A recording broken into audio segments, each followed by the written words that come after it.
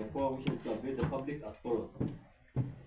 That as of today, Wednesday, 18th of June, 2025, a total of 20 police officers, including the Central Police Station Deputy OCS Inspector Samuel Nganga, have recorded statements with Ipoa, with two of them, Central Police Station OCS Chief Inspector Samson Salam and PC James Mukwana, having been arraigned before court, while Inspector Samuel Nganga was arrested yesterday and is detained at Mudaiga Police Station.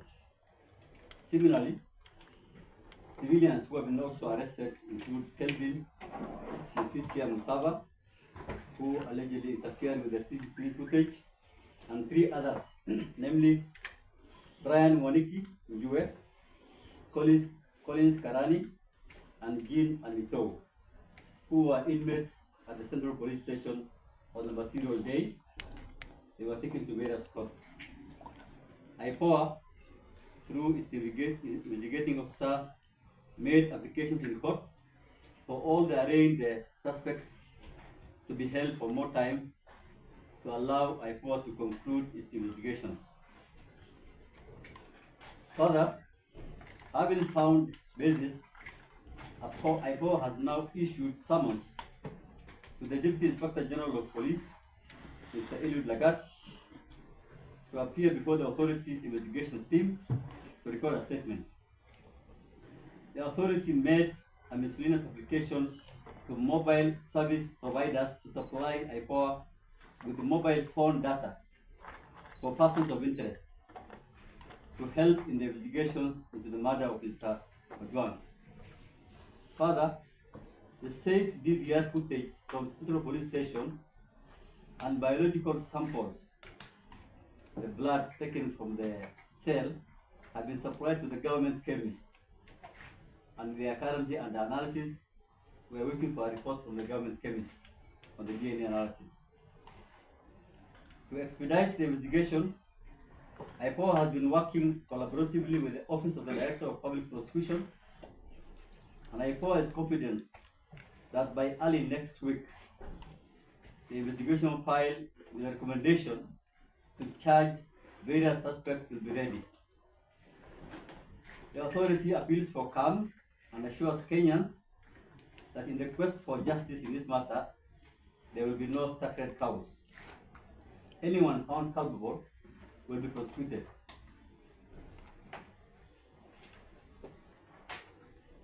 Maintenance, monitoring of police conduct during demonstrations against the death of Albert Ojwang. Yesterday, Ipoa monitored police conduct during protests convened to demand for justice for Albert Ojwang. Arising from the monitoring, Ipoa recorded at least 13 serious injuries, including the shooting of Mr. Boniface Mwangi Kariuki, who is hospitalized under intensive care. Besides the unfortunate death of Mr. Ojwang, there have been many reported deaths in police custody since that day. Yesterday's point-blank shooting of Mr. Kariuki highlights the professional policing gaps that have to be bridged in public order management and respect for human rights and those who are arrested. The police need to learn lessons from public order management, including from previous public order managements. Ipoa calls for the Inspector General of Police to ensure full compliance with all legislative frameworks in place to procure and get public confidence and trust in the service, which is building as we speak. Separately, Ipoa appeals for support to enhance technical capacity building, operational budget, and funding for awareness creation and technical equipment.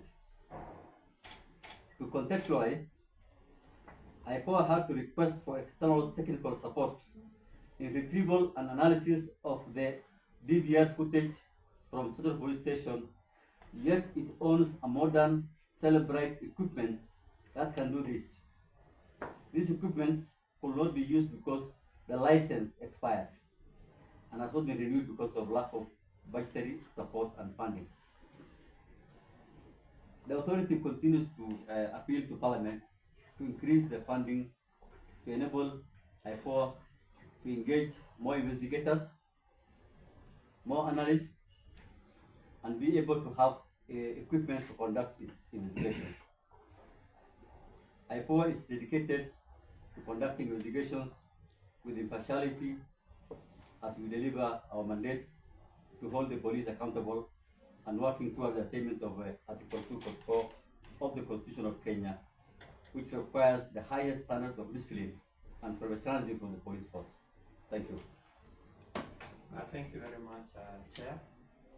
Now we'll take a few questions, which here before you said if someone, yeah, when exactly is he expected to report the statement? And number two, in light of what we witnessed yesterday, the continuing police brutality, where does the buck stop?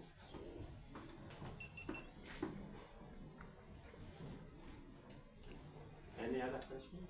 Yeah, any other question? Good, thank you. Thank you. We have summoned, this is a copy of the summons which has been received by the IG, because he's a member of the National Police Service. We did the summons through the IG.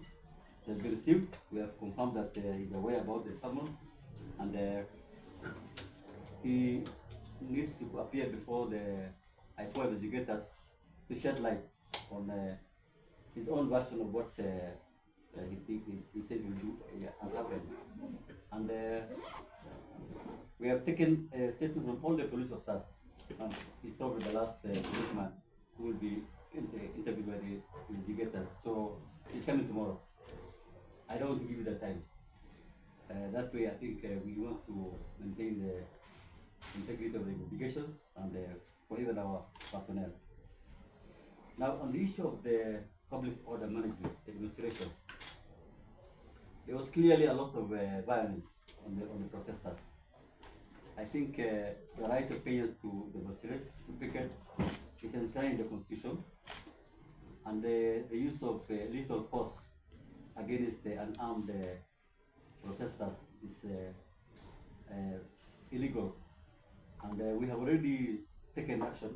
I've spoken to the Inspector General of Police.